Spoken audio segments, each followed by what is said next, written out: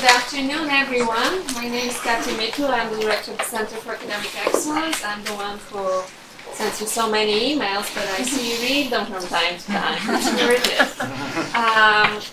This is another lecture in our series Psychology and Popular Culture, which in turn is a part of our new theme this year, Archetypes, Stereotypes, Prejudice.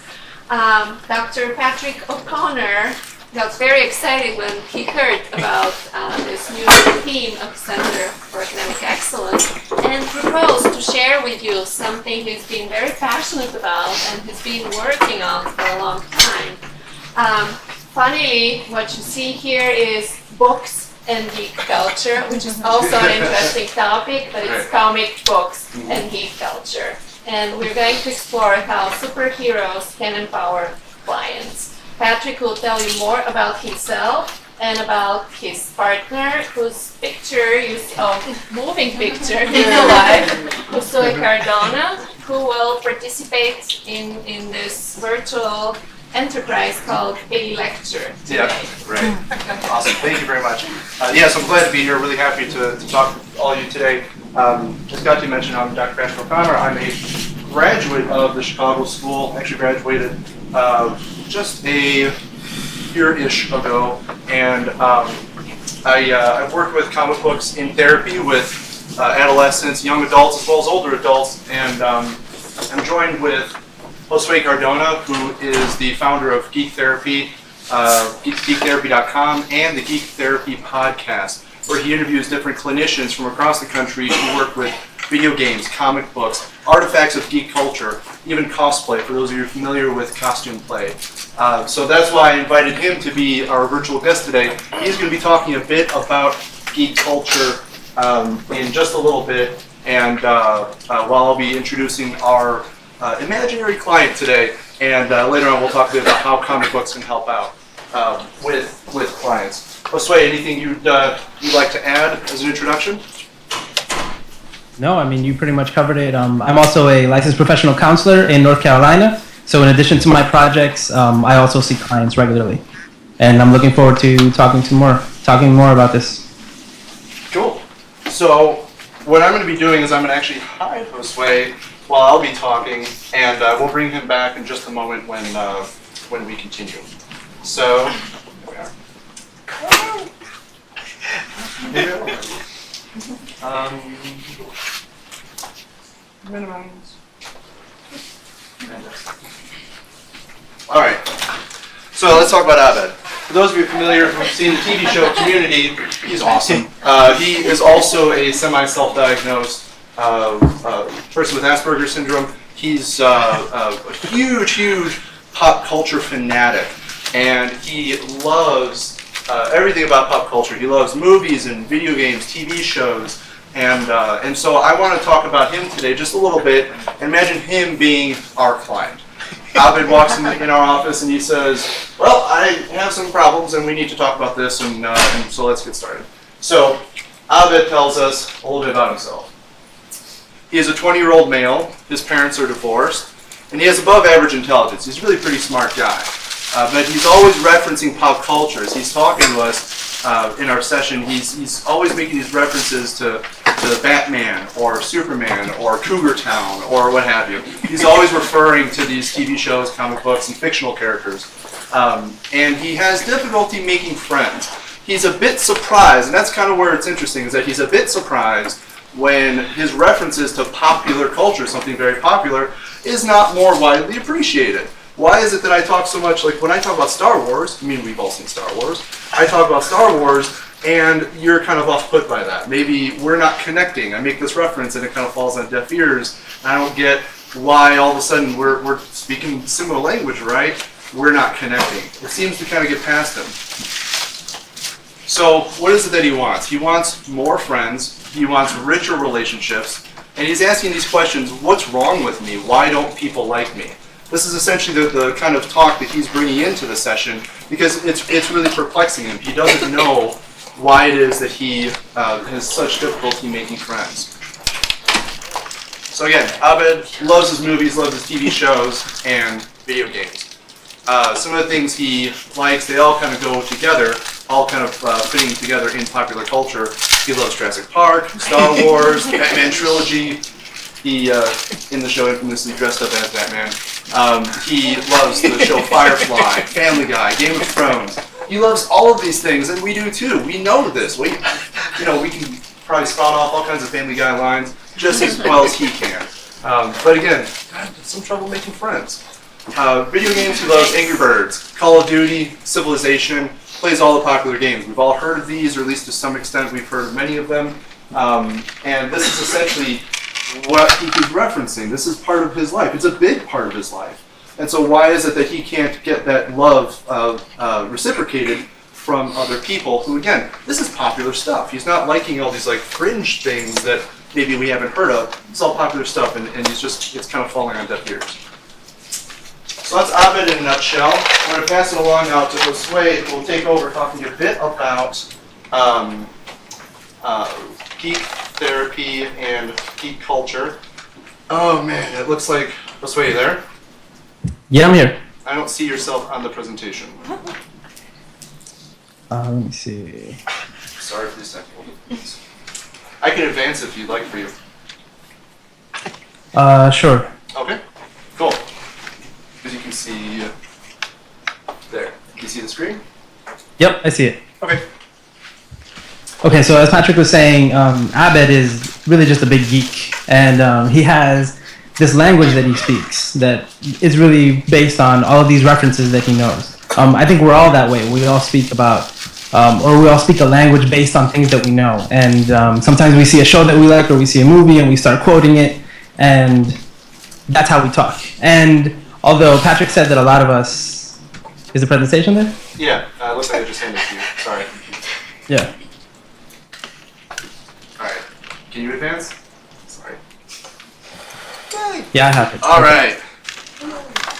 Okay.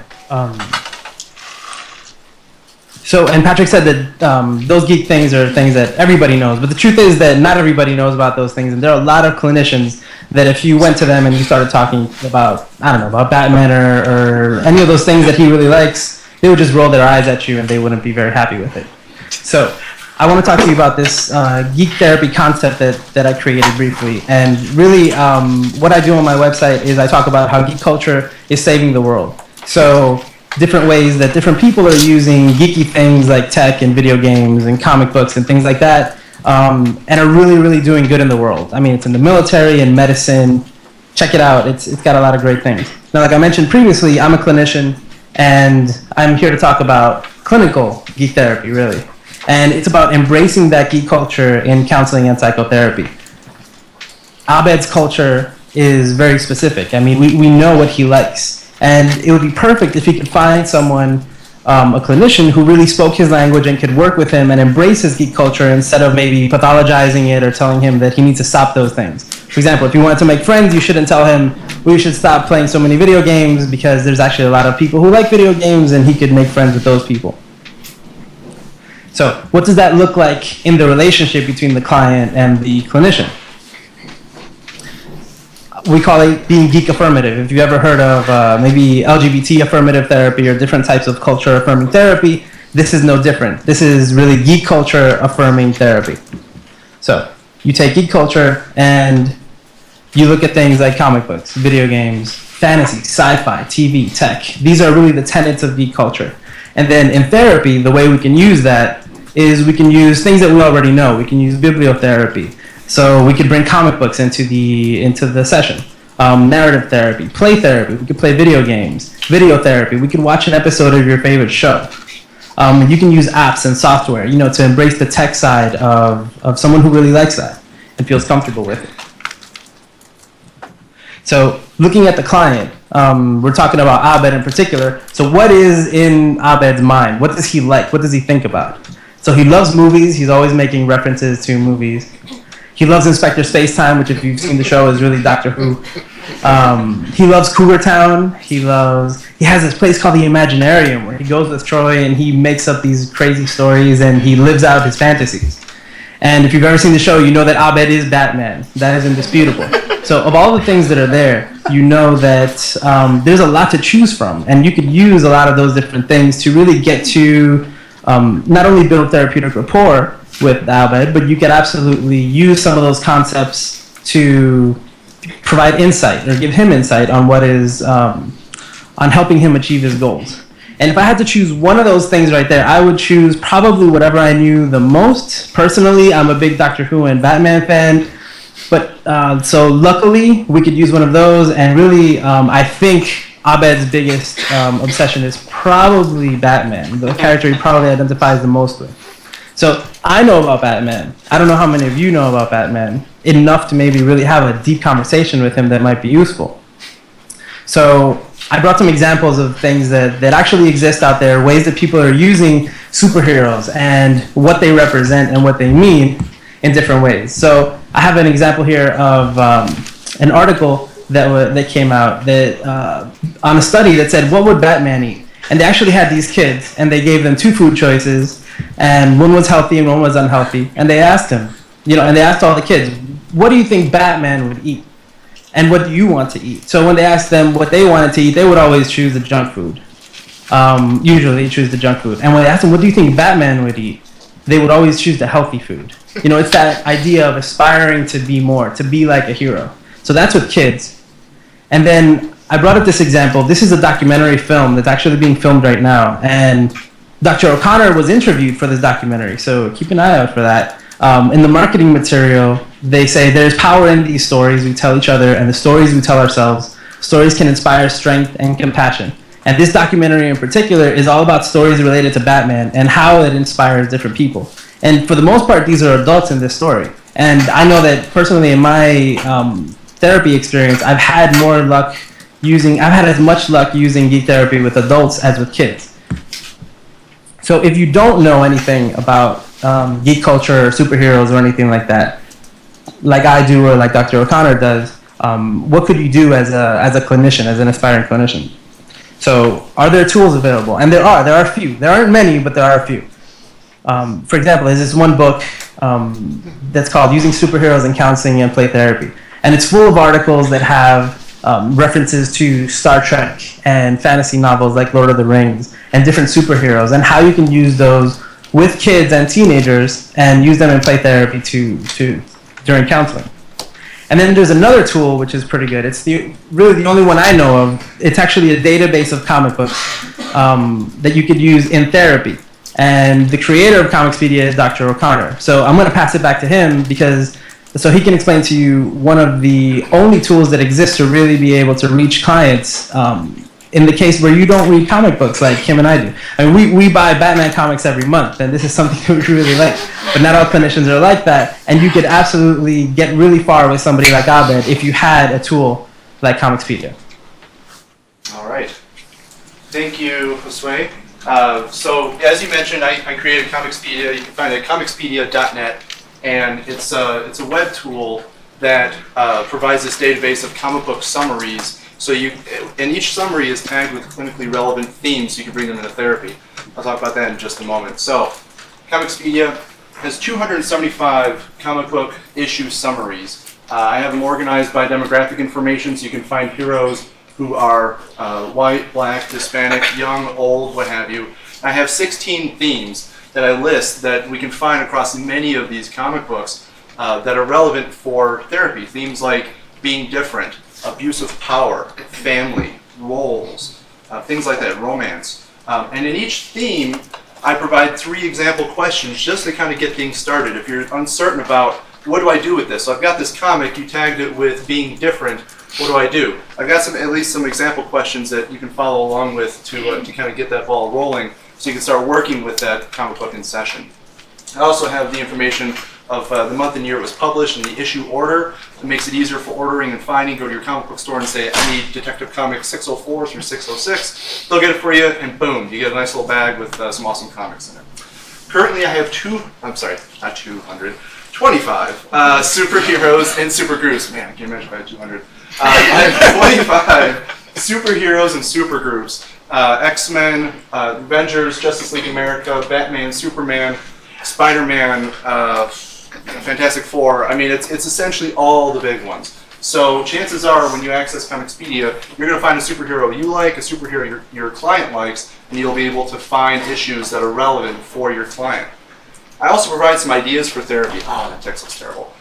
Some of the ideas you can do to kind of bring comic books into session. You can bring one issue per session. The nice thing about comic books is that each one is about 25 to 30 pages long, and that's perfect for reading in a session. You have a 45, 50-minute session.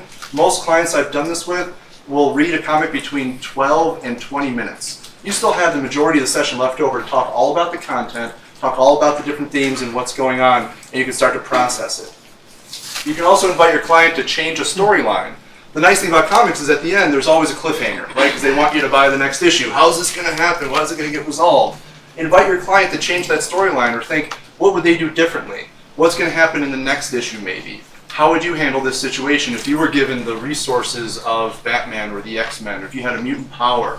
What would you do with this? You could also invite your clients to create new superheroes, create villains, start to create their own ideas of who would you be? If you were a superhero, who would you be? What would your powers be? Who would be your in your alliance? All that kind of stuff. Great tool for or idea for expressive therapy and getting kind of the creative juices flowing. And lastly, you can tie it all together and invite a client to create a comic book. How cool would it be if the person actually gets to walk away from a few sessions with a full comic book, their story of themselves being a hero, fighting villains they created from beginning to end, and all their struggles along the way. I've done this with kids in a group setting where we invite kids who are roughly like 8 to 14 years old to work on creating single panels, then single pages, and then several pages of comic books so that they can see themselves in the stories and how they approach some of these the difficulties that we see in regular comic books. And it also offers the Comicspedia and the comic book therapy idea offers a chance to process emotions, conflicts, relationships, even morals and values.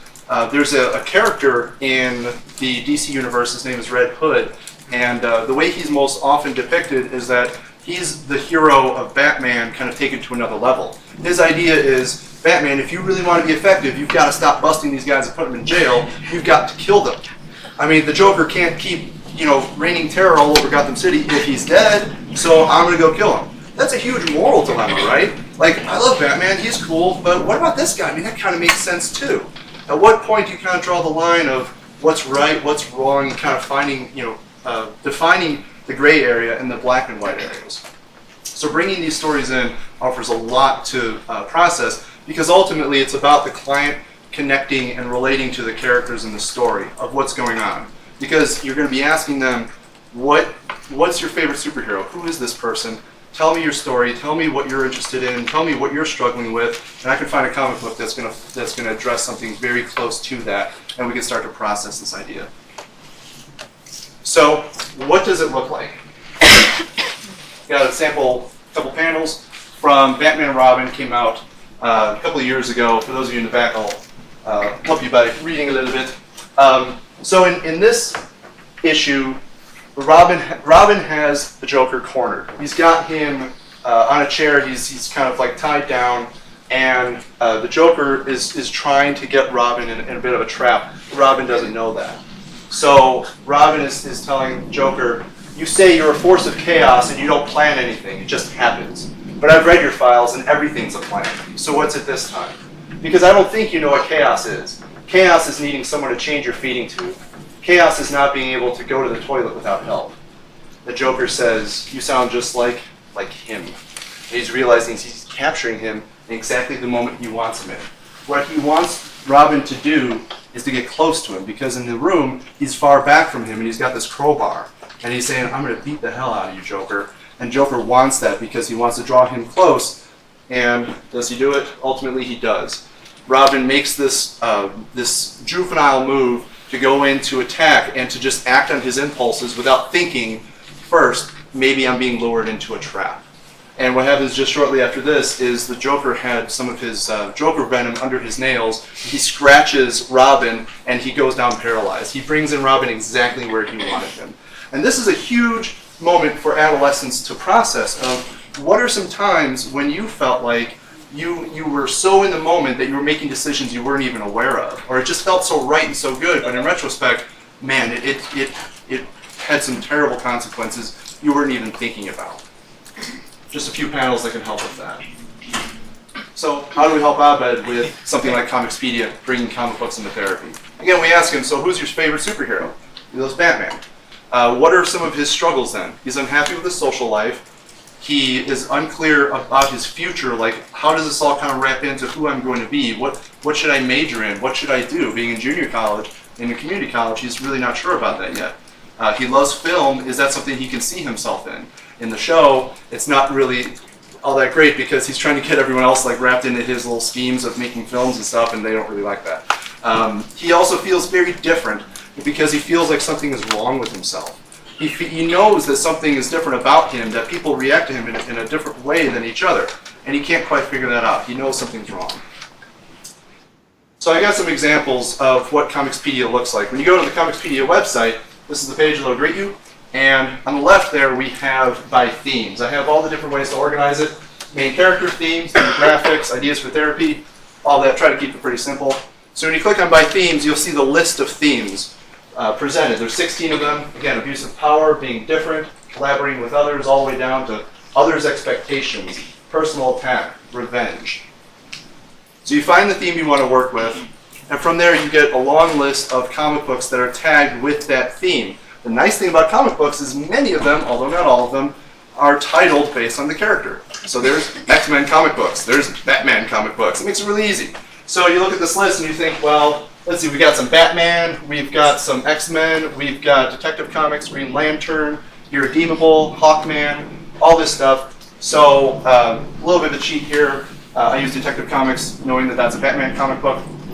And I find a set of summaries. Here I have summaries for each of the issues, including their tags.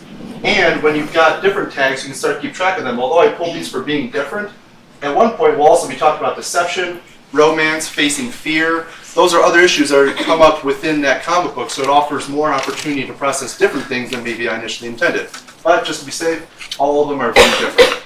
In this storyline, Clayface, well, there's different Clayfaces, but at least like most of the characters can change their appearance and take on powers of other heroes and all that. They kind of mold to whatever they want to. In this series, all of the Clayfaces come together to fight Batman. Essentially, they're upset because they can do anything they want, but they can't stop Batman.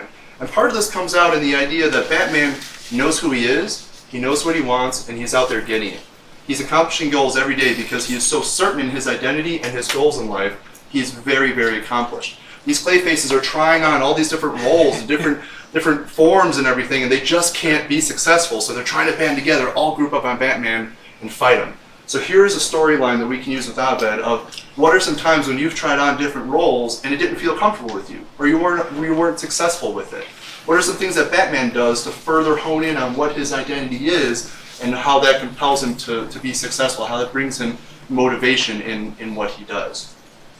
Again, using Comicspedia just for that, looking at themes and finding the theme, clicking the title of the comic books. So when you get these summaries, you get a quick summary of what each comic is about. Again, the title, the month and year of publication. You bring this information to any comic book store on the planet, and they will find that comic book exactly as you want it, just for you. You get to bring that into therapy. Nice thing about creating this too is that I own every comic book in this database, so I have employees at my disposal. I understand it's a little tough when you don't have like your own base to kind of pull from. But again, there's some great stores in the area that help out with that when you bring that information.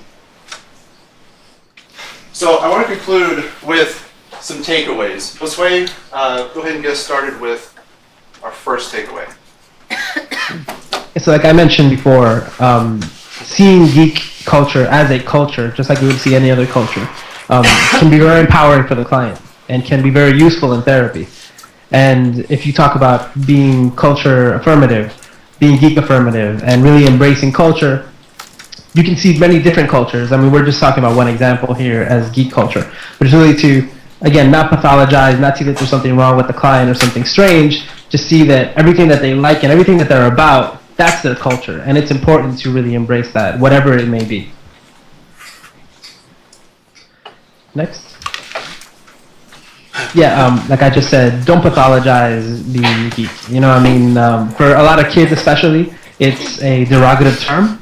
But for adults, many of us embrace it. I just went to New York Comic Con last week. I flew out there and went to that, and there were just thousands and thousands of people there. I see a few of you laughing, but I mean, it was a lot of fun, and a lot of people are taking pride in that. In just the same way that maybe some people still, to this day, look at LGBT as something negative. I mean, there is a sense of pride in it, and there should be a sense of pride in any type of culture, and geek is no different.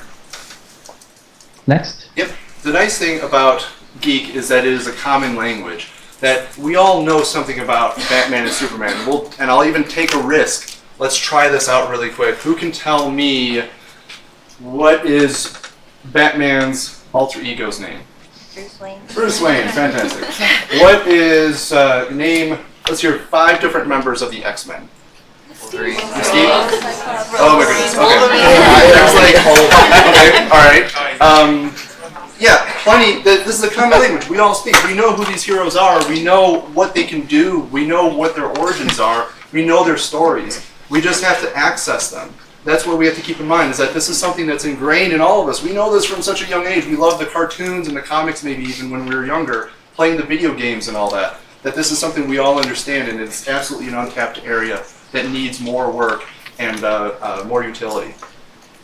Lastly, of course, comic books are just awesome. They're, if you haven't learned that already, they're great. They're just skinny little volumes of wonderful stories with great, compelling characters, really overcoming some truly impressive obstacles. Aside from the fact of defeating universe-destroying godlike things, no, they really, they have a lot of interpersonal issues. They have a lot of conflicts with other members of the team. How do you decide who the leader of the Justice League is? And you have Superman and Batman and Wonder Woman and all the other characters. And that you find all of that in these books. Last takeaway is a little bit more literal, free comic books. So, I've got only 3, sorry. So, I will go by, I can see you. First hand that I see, I'll call on you to answer this question. Let's see. What is the one of the studies that Josué mentioned with Geek Affirmative stuff? Right. That asking kids what Batman would eat would make them eat healthier. Fantastic. Asking kids what Batman would eat. Your choices are Action Comics of Superman, Spider-Man, or the latest Batman. Batman. Awesome. He comes with a little mask on the cover. There you go. All right. I have all of them. I should have brought yours. So, how about what is? Let's see. Who was our character today? Abed. Fantastic. Superman or Spider-Man? Superman. There you go.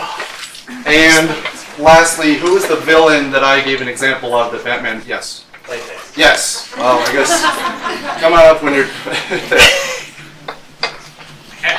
There you go. Awesome. There you go. Enjoy. So that is our presentation. We've got plenty of time left. I want to open up. I want to know what questions you all have about what we do.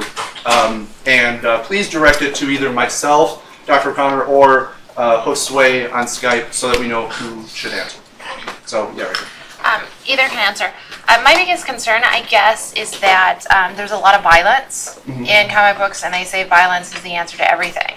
So how do you, as a therapist, because then we're dealing with a lot of community violence, how do you, as a therapist, can you use comic therapy without perpetuating violence? Sure. I'd like to take that just quickly with regard to the violence. Can you repeat the question? Sure, yeah. So the question was, how, with all the violence in comic books and all the concerns around violence, how do we kind of maybe pick comic books, or how do we bring that in when there's parental concern? We don't want to expose young children to very violent books on a regular basis and all that. I'll actually answer that with a quick little story of how I was trying to pick the comic books to bring in today. And I was at the store and I'm looking at them and I'm like, oh, there's a new one called Uncanny Avengers. It's got great heroes, I'll grab that. So I pull it off the shelf. First page is somebody with their brain exposed, getting picked apart, like awake brain surgery kind of thing. I'm like, I don't want to give this one away right now, so let's put that back. And Spider-Man. You like Spider-Man. A little safer. So, so that's absolutely a concern. And with regard to comic books, they all have a rating on them, which honestly is up to the publisher, and they have their own rating system. Each one does.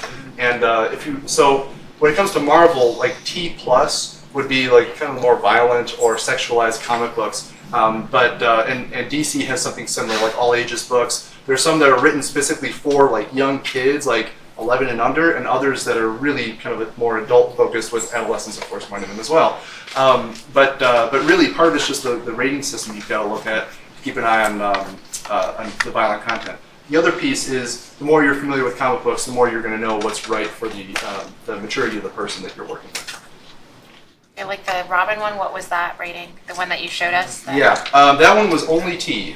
So it's not the top level. Of course, a very violent scene, but overall, it's really not nearly as violent as it can get. So they didn't give it a top rating. So what's the age group is? That one I've actually used with kids as young as 13, but that's also something I talk with parents about, and I say this is something that I do, and I want you to know, like, are you comfortable with this, and I give them like kind of the parent spiel. Sounds a little different than today's, but not a whole lot, of what this is going to look like, so that they know, like, is this something they're comfortable with. And if they're not, I mean, they've always been comfortable with telling me. It's rare that I've ever gotten any resistance on that. Yeah. This is more of a, I guess, a software question, because I run a superhero group at my site with very low functioning Word to the State, and this seems very interactive and something that they can follow easily, along with movies. But what software is this that you're using that's allowing you to get it so interactive and actually put panels of comic books onto the software? Are you talking about my presentation software? Yeah. This is Prezi, Prezi.com. I have some students here from my classes. You all know Prezi very well. I didn't mention before, I'm an adjunct professor here too, teaching Lifespan right now. But yeah, this is Prezi.com, Prezi.com. Yeah, great presentation software. Let's go all the way in the back.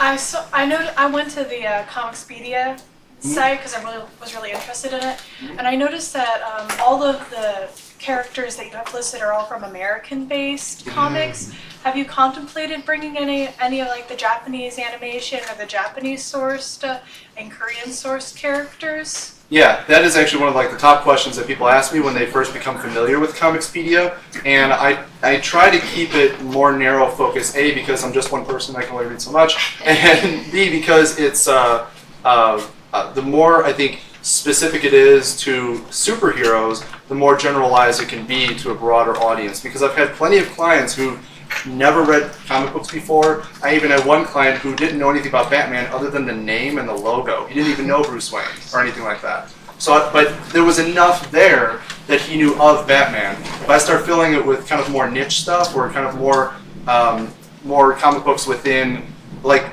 deeper within geek culture, as great as it is for treating geek culture, which is what we're talking about today, not treating geek culture, but treating people, coming out of the geek culture and whatnot, and identifying with that. The more I go into that, I feel like the more specific it gets. And right now, I want to be as applicable to as many people as possible. Everyone knows superheroes, so that's why I keep it kind of focused on superheroes. Great question. Yeah. Yeah, two things. Like I love this idea. I'm a huge dork. I'm getting my comics today. But, in terms of like, this seems awesome if somebody presents like as a geek. Not that that's a presenting problem, but like, two questions. Like, do you ever, or how would you think about introducing this? Is it applicable to people who come and aren't interested in it or don't know anything about it, or would it be like imposing? Be like, okay, you're feeling depressed. Let's read Batman. Like you don't want to impose your ideas, and then. Be like with adults, because I'm more interested in working with adults and how, because I can see that a lot of adults would seem like you're being juvenile with them or something. Sure. It's like, what? I'm married, I have kids, like, what, how is this going to help me? Like, almost insulted. Okay. Maybe Josué, so we give him a chance to talk a little bit about Q&A stuff. Josué, can you help us with this question of bringing geek culture to non-geek clients or people who don't openly identify as that? Any experience with that? Yeah, so me and Patrick have talked about this before. Someone walks to your office, you don't just throw a comic book in their face. You get to know them first, and then you see what they like. For example, I've had adults talk to me about, how they related to a scene in a movie, for example. Or I did have one adult who told me about one comic book called Marijuana Man. They range from on a lot of different topics. So if they bring it up, it's an opportunity, really. You don't want to use anything with any client that they're going to be dismissive of, or they're going to look at you strangely. You want to meet them where they're at. So I've had the experience of putting out there, that I like the geek therapy concept, and then I've had clients come to me who want to do that, who want to talk like that, who like to bring up references in a session. And sometimes, it's funny because sometimes you don't even know the references. Like, I had not read Marijuana Man, or I had not seen some of the movies that some of the clients mentioned to me. But you want them to have a space where they're free to talk about that, to talk about whatever they want. And then when, in those cases, when it's something that you know or something that you are also interested in, it's just an opportunity to take it a little further. I'm not sure if that answers your question. Yeah. Okay. Great. Yep. Another one. Let's go all the way to the back. Very, very back. Yes. Yep. You. Thanks so much. Hi.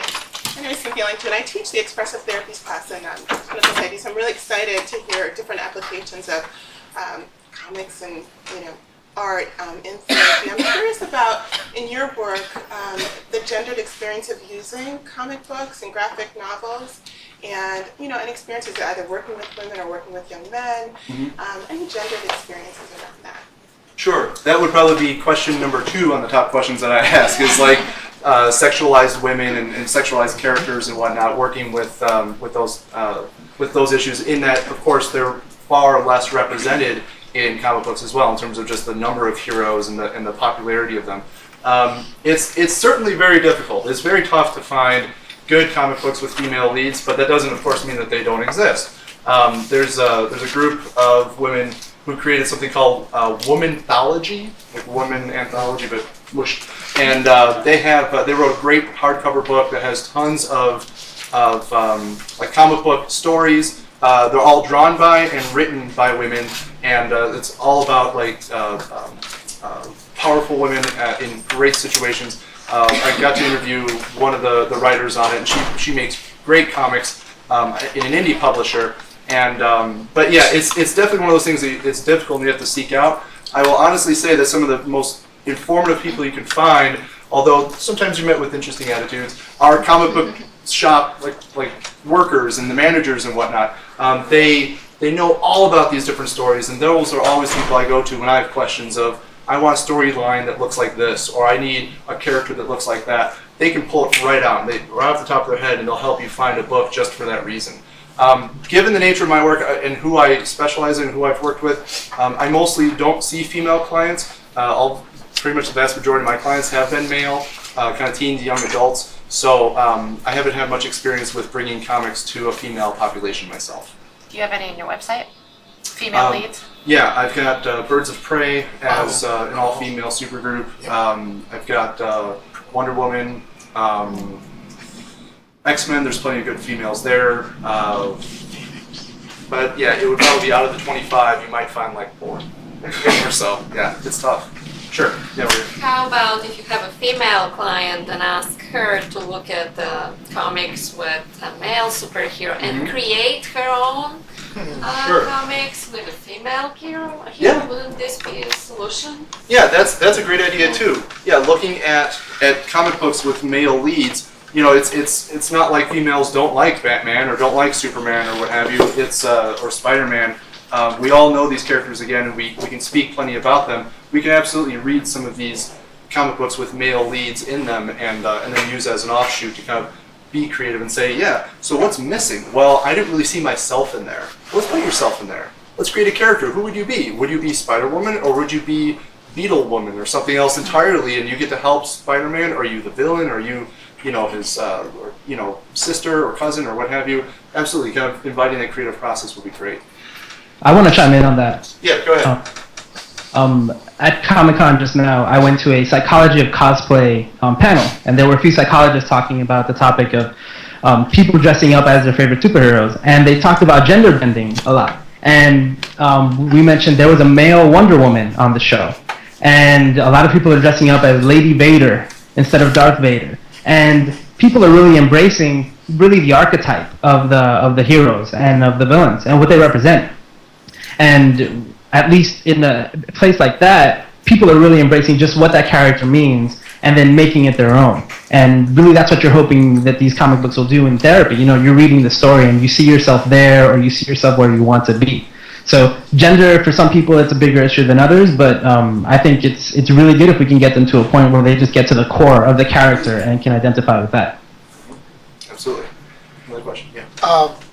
I think it's interesting that maybe with adult clients, they might be turned off by the term superhero, but definitely they're watching shows that also have heroes in them. It comes to mind like Castle. Reminds me of the Avengers from the 60s. You know, super brainiac cop female, which is a good role model for women. And then this author who's sort of shadowing her to get ideas for his stories. You see some of this, it's part of geek culture, of course, if you start watching Castle, like anything else, but I think the opportunity exists if you present the information in such a way. So like opening session or two, what are your favorite television programs? Yeah. And if you're not so familiar with one, my God, you could go on Netflix. Yeah. And you can start watching. It doesn't mean that, oh, I can't do anything with the client. You can watch 1, 2, 3 of these shows, and you can learn perhaps why the individual is relating to one of those characters a little bit better. So, and they're very careful now with superheroes on television. This new one, Arrow, does not. The writers don't want him to be called a superhero. He doesn't have any super abilities whatsoever, and so. I know there's a stigma attached to superheroes, but I think it's just, you know, it's a label like geek. Yeah. And you have to unpack it and then see that heroes, they're everywhere. Yeah. Movies, television, media, video games, and it's just trying to find what the client is gravitating towards. Absolutely, and that idea of unpacking is absolutely crucial. That finding out, I mean, it's all about getting to know your client, of what are your interests, what are your strengths, what do you love to do when you're not facing these troubles that you're actually trying to bring into therapy. Like, I just want to know more about you. And they'll start talking absolutely about different heroes, whether super or not. You know, they're just lead characters and they're great at what they do, but they still have their struggles along the way. We can still learn about that and use it in session. Yeah. I just have I think this therapy is great and it sounds like a lot of fun and probably help a lot with the report of a client. But I do have a concern, I guess, to where, for example, having a client who is in the middle school age, feels awkward, doesn't understand his or her place in the world and gravitates towards the, animated life, the, I guess, fantasy world. And you do this kind of therapy with him or her. How do you make or help, I guess, for him or her to go out into the world and still be able to, I guess, stay away from continuing that awkwardness with the rest of the population? Because I feel like talking about this is only going to create it a little more, and then they'll have even more difficulty, I guess, getting out of that fantasy world. Sure. Okay. So just if I could rephrase, and Josué, I'd love for you to answer this. Just to rephrase, I guess that it's when you have a client of middle school age having some awkwardness, and you try to bring in this type of therapy and trying to be geek affirmative, is that going to kind of push them even further under the fringe, or kind of prevent them from opening up to other people and to actually go into resolving their issues, essentially? If they're so ingrained in the geek culture, are they going to kind of leave everything else behind? That sound like okay. Yeah, Josué, can you take it, please? Yeah, I think we have to be careful with what we said before about pathologizing geek culture. I'm not saying this is what you're saying exactly, but there are hints of, you might tell a client, well, maybe if you did things differently, you wouldn't feel that way. And really, that's not really necessarily the problem. The problem may be that they're having trouble with their parents' divorce if it's a child, or an adult may be dealing with the death of a loved one. And what they enjoy is reading comic books and playing video games. And instead of being a source of seeing it as something that has them moving into, deeper into a hole or something like that, that can also be support. It can be inspirational for them, some of the stories that are there. It can also be very social. Not only can, for example, they can play video games online, but they can go to a meetup group that does a book club that does graphic novels, for example, or something like that. There's many, many different examples where we can use what they like and what they love as a support and not necessarily tell them, well, maybe if you did something different, if you did less of that, you would go out into the world and into a world that they probably maybe don't like that much, and that's why they prefer the other stuff. So we have to be very careful when we're dealing with clients that we don't give them that sense of, you don't sound like their parents. Oh, you're playing too much video games, you're watching too much TV. In some cases that is true, but in some cases that's what they like and that's what they enjoy and that's what they get strength from. So we have to be very careful on how we look at it, whether it's actually a bad thing or if it's an opportunity for growth. Great. Well, we're running a little low on time. I want to be mindful for those of you who have 1 o'clock classes or other obligations. Thank you so much for having us here today. I've had a great time talking about comic books. If you have any other questions for us, also you can answer over Skype, but come on up and we can have a little chat. Otherwise, thanks again very, very much for this.